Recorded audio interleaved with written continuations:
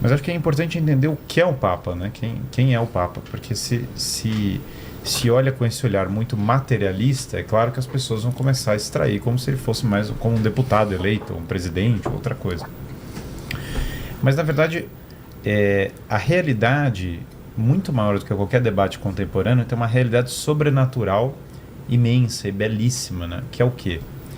Jesus Cristo se fez homem e habitou entre nós. Essa é a primeira grande coisa. Então, o grande autor dessa história cósmica, dessa história que nós vivemos, se fez personagem, né? Como se fosse um autor que se coloca no meio da história e vem trazer para nós um caminho de salvação. Inclusive, ele é o próprio caminho, ele é o próprio a verdade, o caminho e a vida.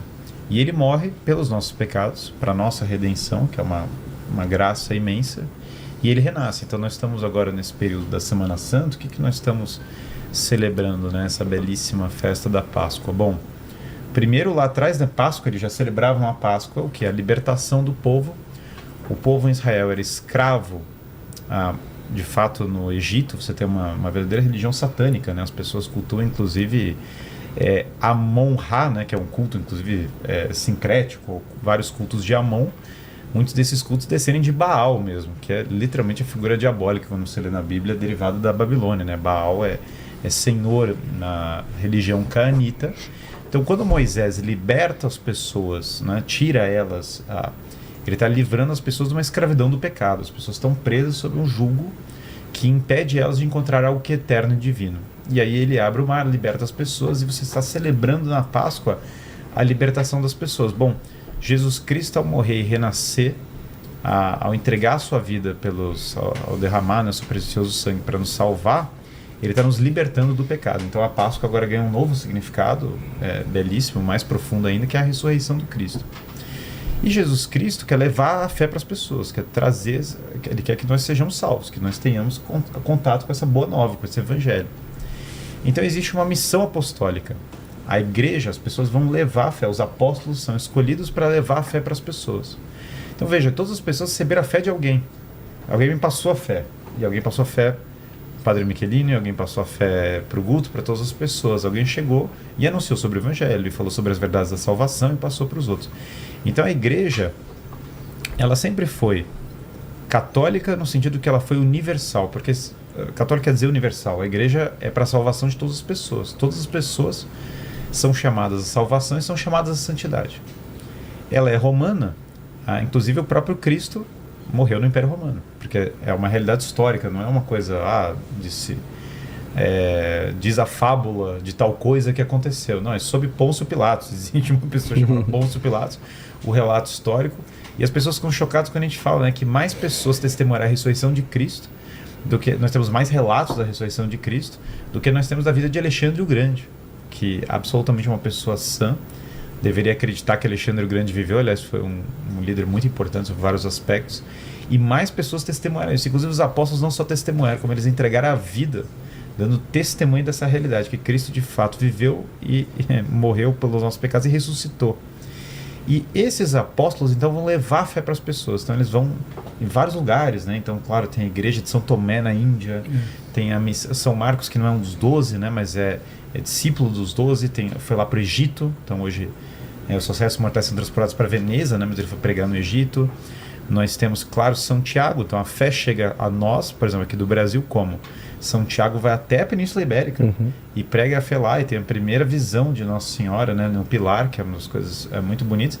E São Tiago vai levar a fé a Portugal, e foi essa missão de São Tiago levando a fé a Portugal que ela chega para nós. Foi um dos episódios marcantes da minha vida, quando eu cheguei na frente do túmulo de São Tiago. Eu falei, meu Deus, esse é o apóstolo, essa pessoa estava com Jesus Cristo, está aqui na minha frente, o túmulo de uma pessoa que de fato viveu, conviveu, aprendeu a fé de Jesus Cristo.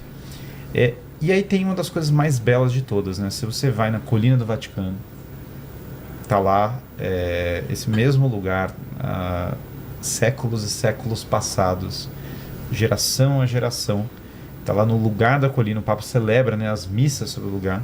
Tá o túmulo de São Pedro. E São Pedro é muito bonita, a história é muito especial, né? Porque São Pedro, claro, Cristo, ele chamava Simão, e Cristo vira para ele e fala, tu és Pedro, tu és pedra, né? Cefas é a palavra em grego, e sobre ti edificarei a minha igreja, e os portões do inferno não prevalecerão sobre ela. E é bonito porque Pedro, claro, vai negar Cristo 3 vezes, né? Mas vai ser esse símbolo de fidelidade. Tanto que, exatamente nos Atos dos Apóstolos, chega uma hora que Pedro fala pela igreja, né? Ele toma a palavra e ele fala exatamente essas coisas. Por isso até que eu estou fazendo referência à morte e ressurreição de Cristo, porque Pedro fala exatamente isso. Ele fala, olha, tá todas as pessoas discutindo, reunidas e tal, e aí ele toma a frente. Ele lidera os apóstolos nesse momento, né? Até o Cristo fala uma coisa muito bonita para São Pedro, que é, eu te dou as chaves do reino. O que são as chaves do reino? Se você vai lá no rei Davi, quando o rei Davi sai para as guerras, né?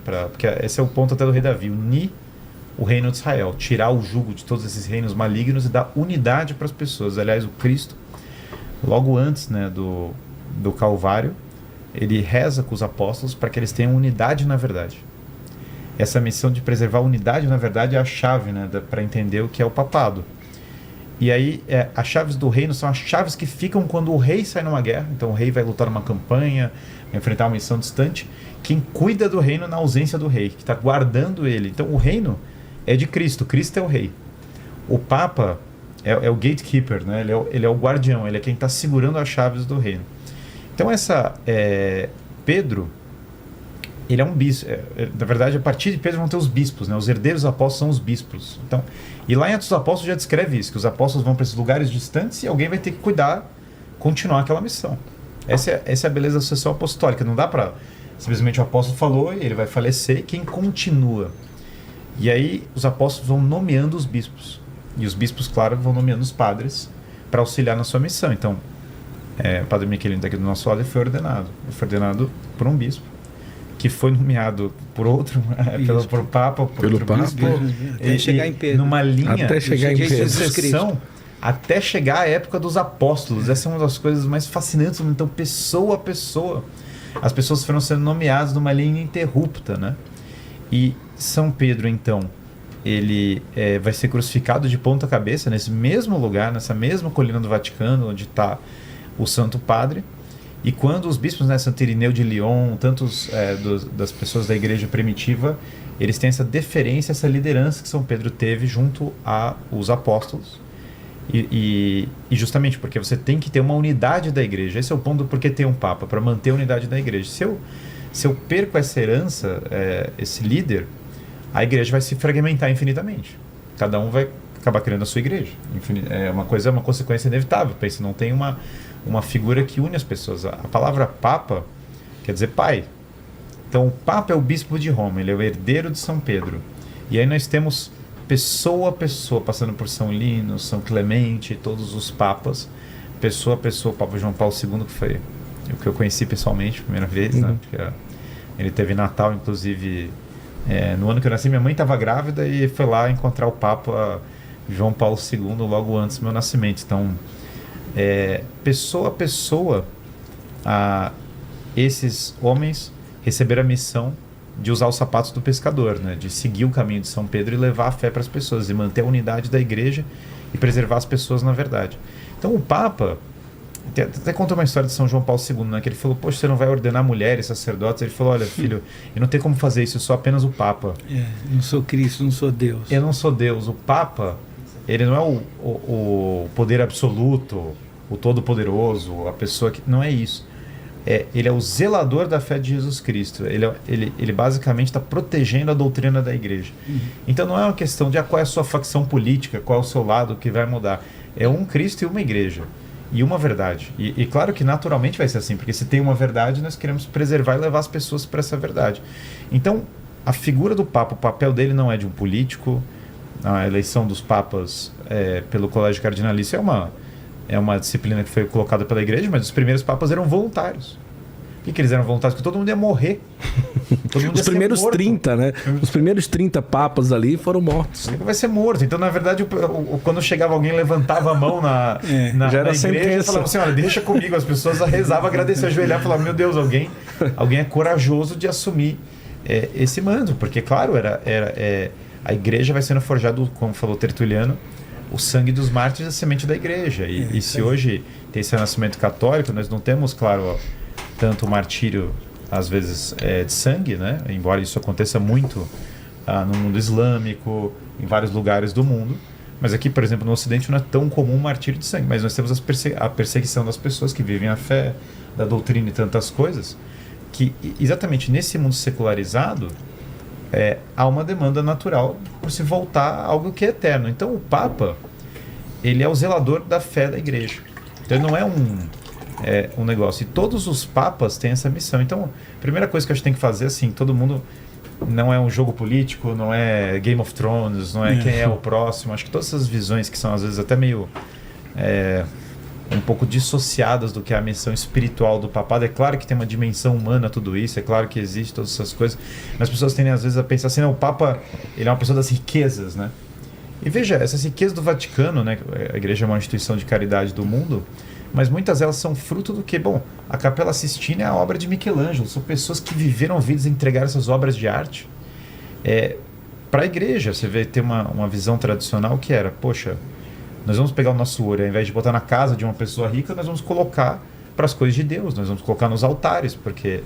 Então não é uma questão de... a primeira coisa quando nós olhamos o Papa, todo mundo que é católico, nós rezamos pela alma do Santo Padre, e nós rezamos pela escolha do seu sucessor, mantendo a missão apostólica, e nós zelamos por essa fé e essa verdade. Né? Tem uma